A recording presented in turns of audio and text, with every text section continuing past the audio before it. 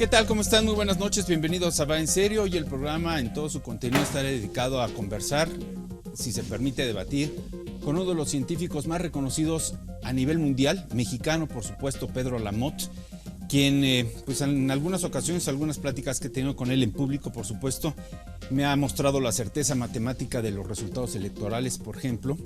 Antes de entrar al aire, hace unos minutos, hablábamos de la evolución del tiempo, quién controla el tiempo, quién inventó el tiempo.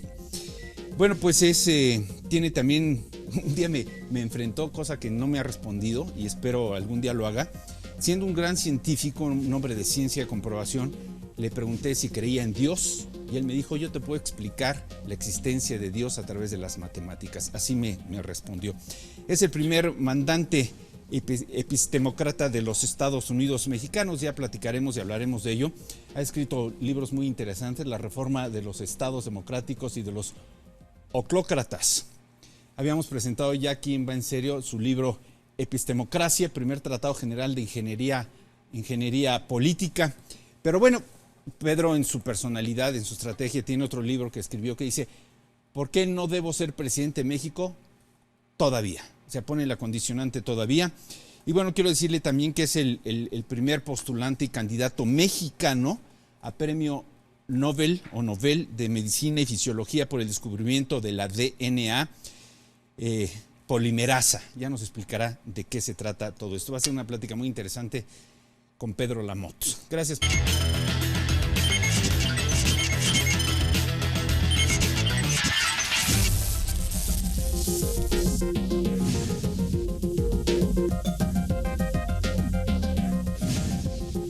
Bueno, me da mucho gusto y es un verdadero privilegio tener aquí en nuestro foro de transmisión al doctor Lamotte. Pedro, ¿cómo estás?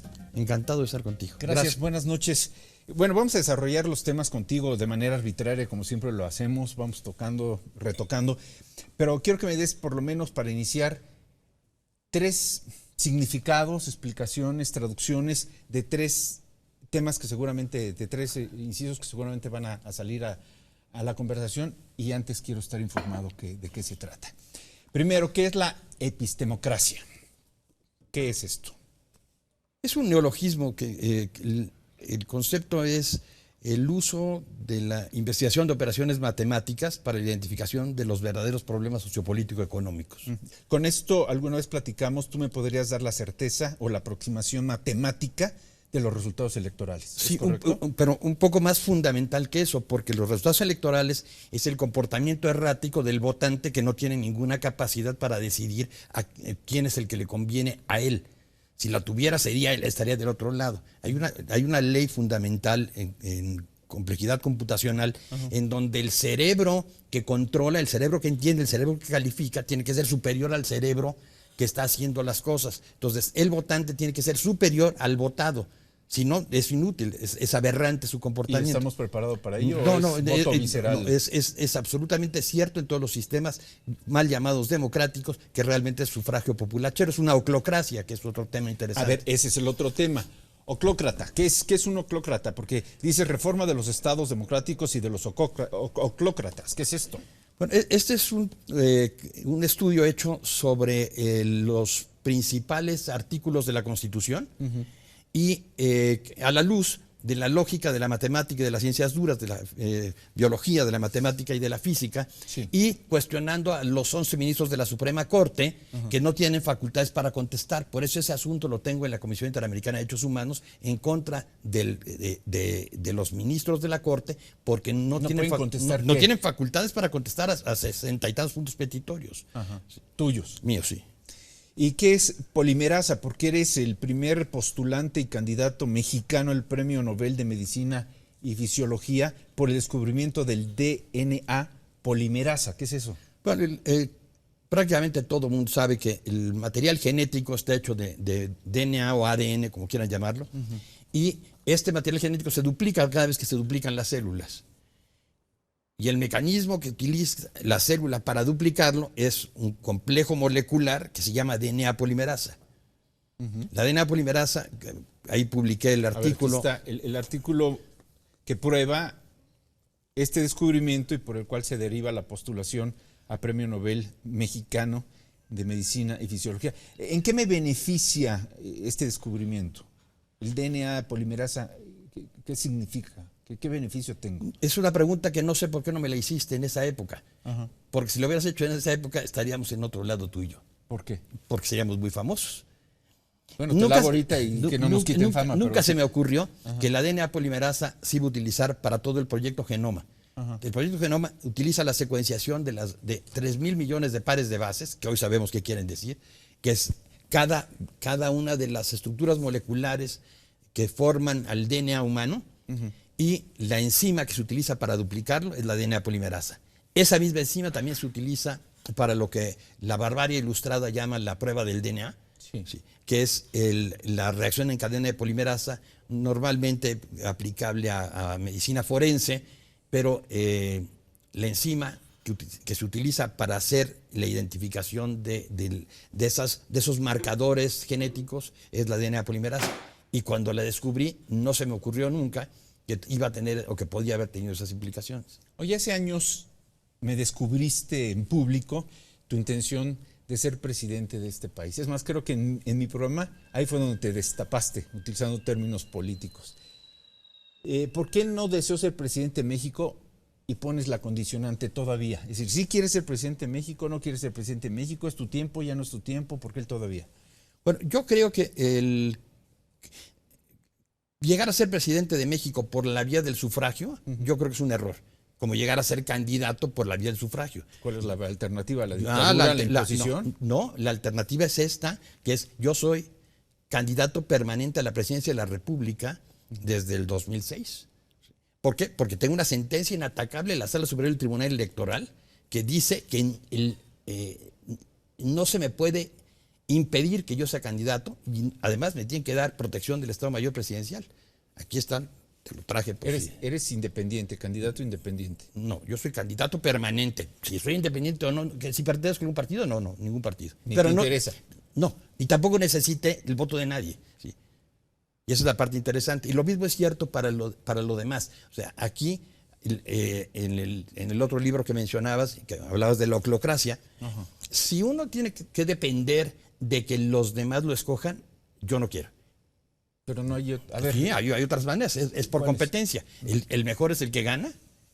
O sea, estaría sujeto a exámenes Claro, académicos sí, para por demostrar supuesto. que puedes. ¿De qué otra manera? Y bueno, y psicológicos, intelectuales, físicos, los morales, psicológicos podría entrar medio en la brujería, pero los demás sí. O sea, tú estás optando porque el presidente de este país llegue por méritos, calidad y conocimiento antes que porque alguien vote por ti. En lugar de... Porque el que califica, que es el votante, tendría que saber más que el candidato. Entonces tienen que escogerse candidatos pequeños para poder escogerlos, ¿no? Si la sofisticación intelectual, epistemológica del candidato supera la del votante, ¿cómo va a saber? O sea, me estás diciendo en la práctica que yo soy más inteligente que el que se postula porque estoy decidiendo por él.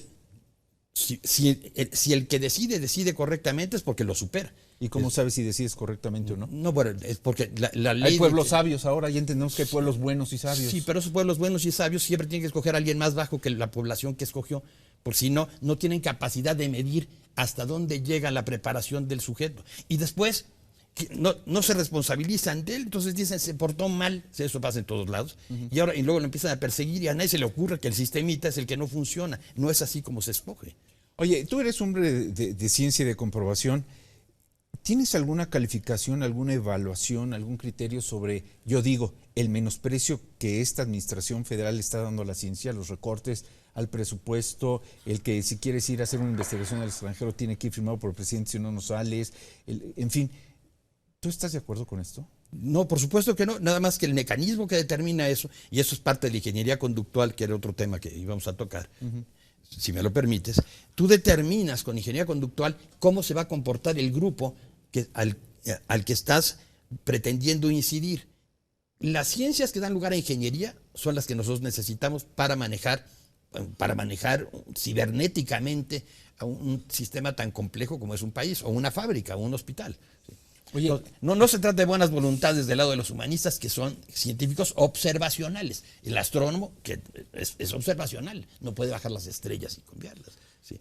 Entonces los humanistas, en ese sentido, a menos que le metan ingeniería conductal. Entonces ya no son humanistas, ya son ingenieros de la conducta, neurocientíficos, que le ponen chips en el cerebro. Es otro tema. Vamos a una pausa. Antes de ir a una pausa, ya que nos llevamos también, te puedo preguntar de todo, pero ¿no te incomoda ser tan preciso? Yo creo que no soy bastante acotado, especialmente cuando platico contigo. No, nadie te está acotando. Vamos a una pausa. Esto va en serio, volvemos.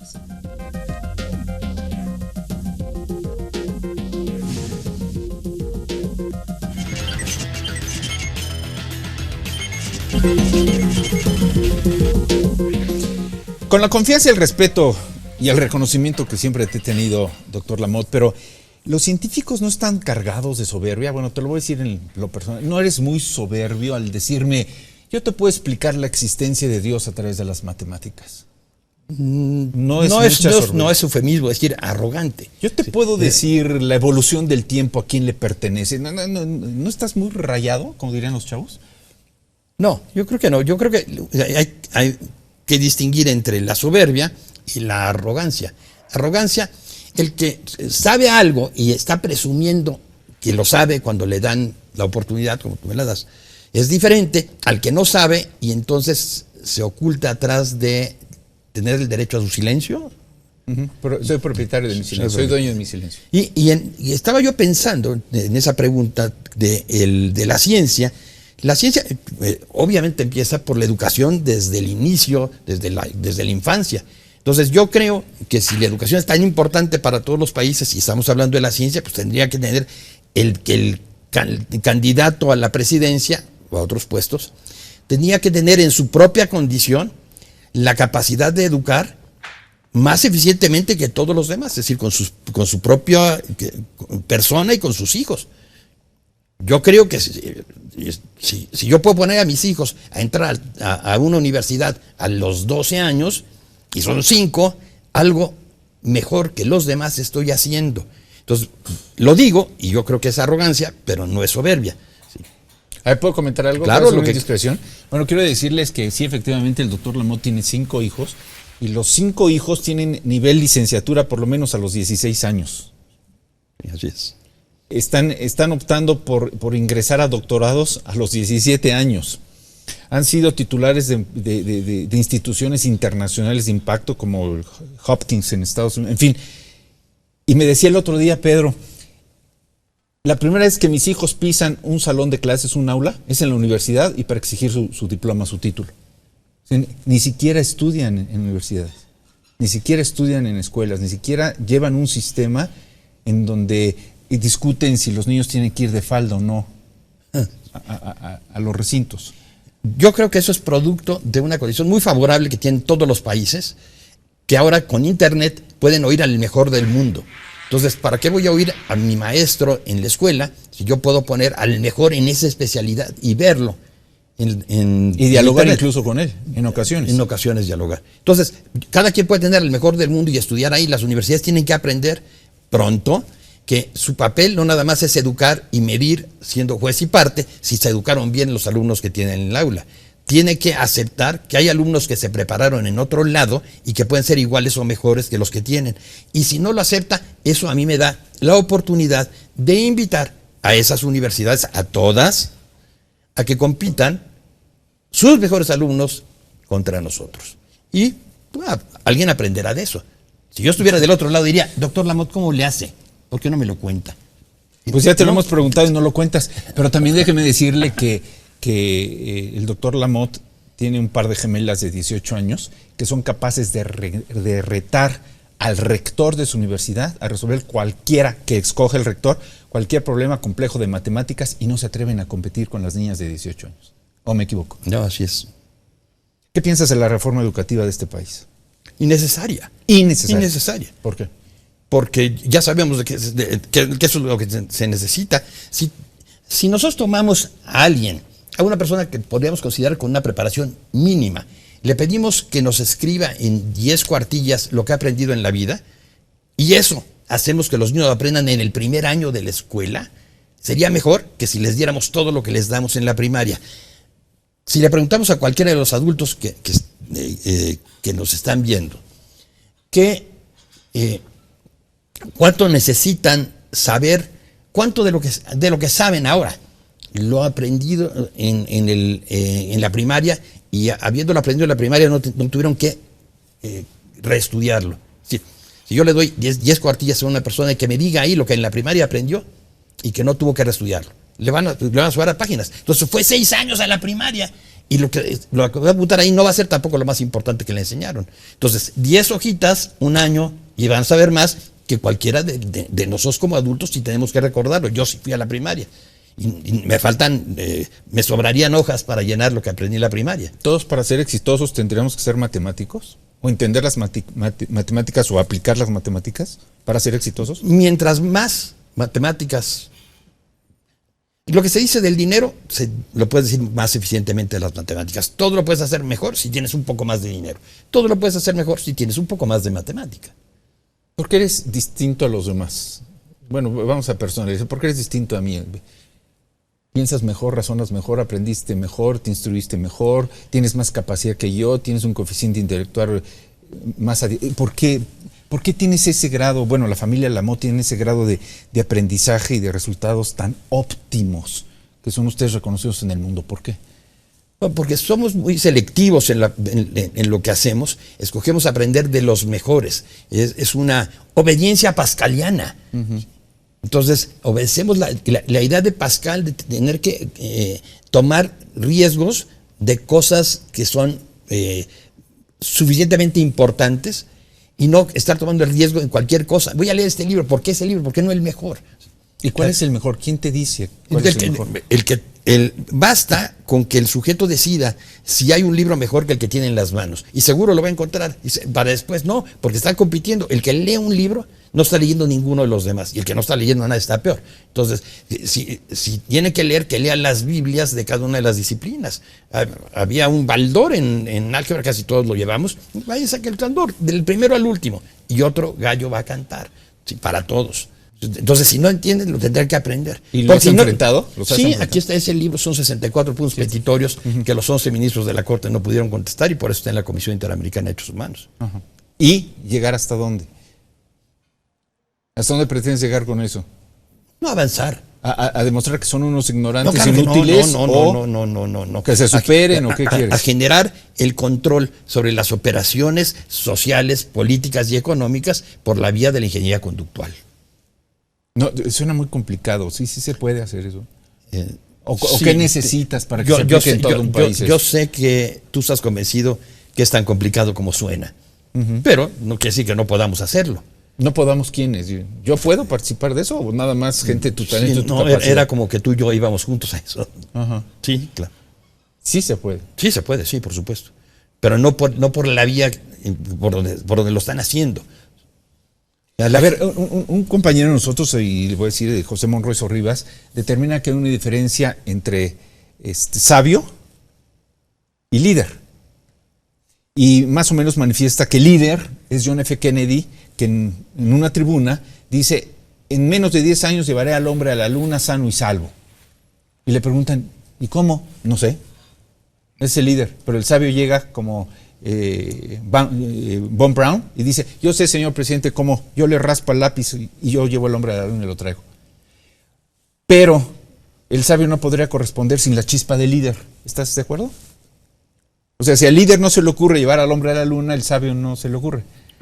No, yo creo que cada vez es más cierto que el sabio, que el científico sabio, necesita menos al poder del Estado. Uh-huh. Porque ahora con la biotecnología se tienen recursos disponibles a bajísimo costo.